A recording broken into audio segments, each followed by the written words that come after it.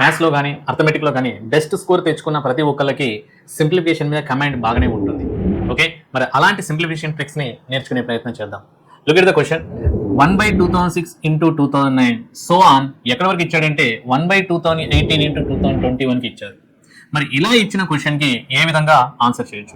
ఇలా ఇచ్చిన ప్రతి దానికి ఏమని రాస్తాము అంటే 1 difference by 1 smallest number by 1 largest number అని రాస్తాము. దానంతా దేనికి ఈక్వల్ అవుతుంది అంటే 2k - 3/2006 into 2021కి ఈక్వల్ అవుతుంది అని చెప్పాడు. సో ఈ ఫార్ములా తీసుకున్నట్టయితే దీని నుండి ఏం రాయొచ్చు అంటే 1 డిఫరెన్స్ 2006 to 2009 కానీ 2009 to 2012 కానీ డిఫరెన్స్ ఉంది ఏంటంటే 3 ఉంటుంది. కాబట్టి అది ఏమవుతుంది 1/3 అవుతుంది.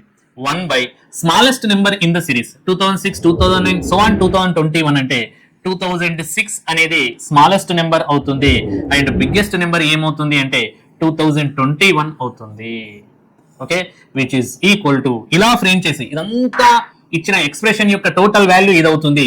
ఇది దేనికి ఈక్వల్ అవుతుంది అంటే 2k - 3/2006 into 2021కి ఈక్వల్ అవుతుంది.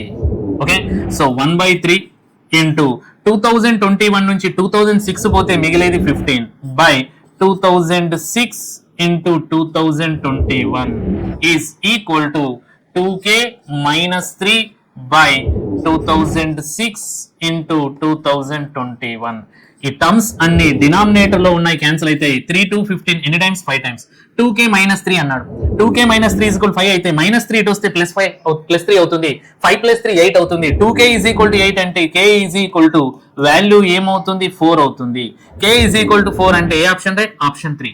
Option 3 is the right answer. ఇలాంటి చాలా బిగ్గర్ క్వశ్చన్స్ ని కూడా మన కమాండ్ ఉంటే, కాన్సెప్ట్ ఉంటే ఈజీగా సాల్వ్ చేయొచ్చు.